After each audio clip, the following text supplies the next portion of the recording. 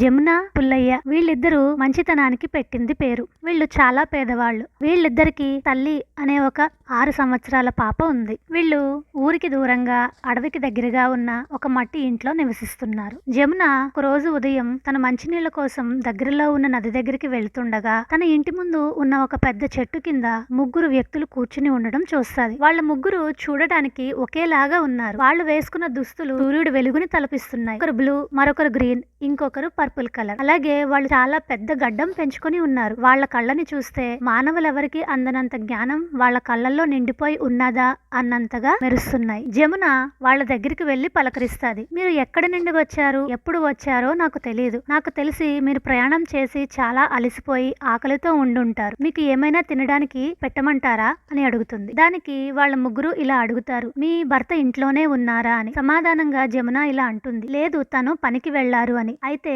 మీ భర్త ఇంటికి వచ్చాక చెప్పు అని అంటారు వాళ్ళ ముగ్గురు. సరే అని చెప్పి జమున మంచినీళ్లు తెచ్చుకోవడానికి అక్కడి నుంచి బయలుదేరి వెళ్లిపోతుంది. ఆ రోజు సాయంత్రం పుల్లయ్య పని ముగించుకుని ఇంటికి వచ్చిన తర్వాత జమున అన్ని విషయాలు ఒకటి తర్వాత ఒకటి చెప్తాడు. అంతా విన్నాక పుల్లయ్య ఇలా అడుగుతాడు, అయితే ఇప్పుడు ఉన్నారేమో వెళ్ళి చూసిరా, ఉంటే వాళ్ళకి చెప్పు నేను ఇంటికి వచ్చేసాను అని.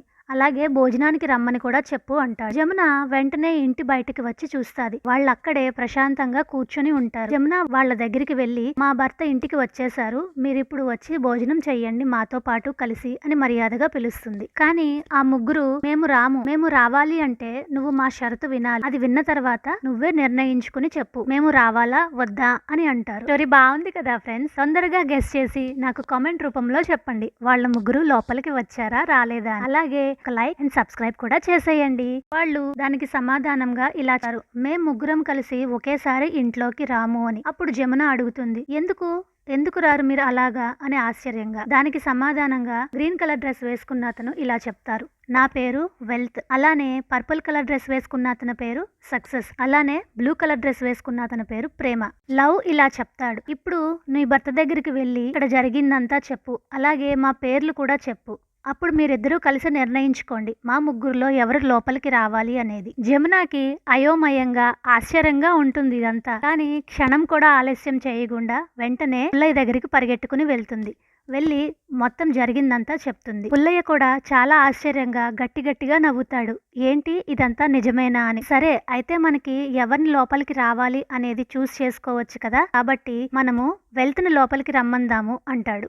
వెల్త్ మన ఇంట్లో ఉంటే మనకి చాలా డబ్బున్న వాళ్ళం అయిపోతాం కదా అని. జమున అలా కాదు, సక్సెస్ ని రమ్మందాం అంటుంది. సక్సెస్ వస్తే అప్పుడు మనకి కావాల్సినవన్నీ మనం పొందుతాం. అలాగే మనకి పేరు ప్రతిష్ట, దానితో పాటు మనం అనుకున్న కలలన్నీ నిజం చేసుకోవచ్చు అని అంటాది. పుల్లయ్య జమున మాట్లాడుకుంటుంది అంతా కూతురు తల్లి దూరం నుంచి వింటూ ఉంటుంది. అప్పుడు మధ్యలో ఇలా మాట్లాడుతుంది, నాన్న మనం లవ్ ని ఇన్వైట్ చేద్దామా, అప్పుడు మన ఇంట్లో లవ్ ఉంటే మనం చాలా హ్యాపీగా ఉంటాం కదా, అది డబ్బుల కన్నా అలాగే సక్సెస్ అన్నా చాలా గొప్పది కదా అని. అనుకున్న కొద్దిపాటి లోక జ్ఞానంతో ముసిముసిగా మాట్లాడుతుంది. తల్లిదండ్రులిద్దరూ పాప మాటకి ఏకీభవిస్తారు. ఇప్పుడు పుల్లయ్య అంటాడు, నువ్వు వెళ్ళి లవ్ ని పిలుచుకునిరా. జమున క్షణం ఆలస్యం చేయకుండా పరుగున బయటికి వెళ్తుంది. మీలో నుంచి లవ్ మా ఇంటికి భోజనానికి రావచ్చు అని చెప్తుంది. ఇక్కడే జమున కూడా ఆలోచించిన విధంగా ఆశ్చర్యకరంగా ఇంకొకటి జరిగింది. లవ్ వెనకాల సక్సెస్ వెల్త్ కూడా నడుచుకుంటూ లోపలికి వస్తున్నారు. జమున వెంటనే వాళ్ళకి అడ్డం వెళ్ళి, ఆగండి, నేను మీలో నుంచి లవ్ ని మాత్రమే భోజనానికి రమ్మన్నాను, మరి మీరిద్దరూ ఎందుకు వస్తున్నారు అని ప్రశ్నిస్తుంది.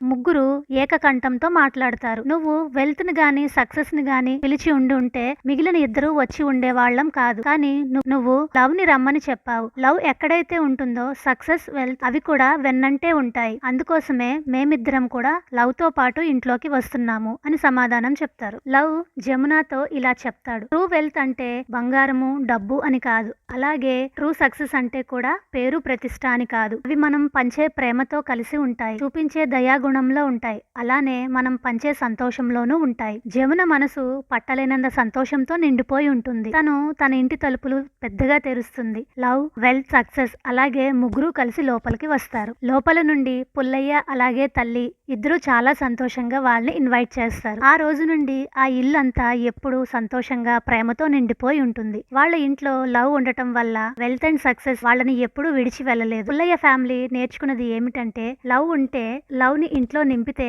పేరు ప్రతిష్ట అలాగే డబ్బు బంగారం అన్నీ కూడా సహజంగానే వస్తాయి అని. స్టోరీ విన్నారు కదా, మీరే చెప్పండి మీ లైఫ్ లో మీరు ఏం చూస్ చేసుకుంటున్నారు అనేది. Thanks for watching.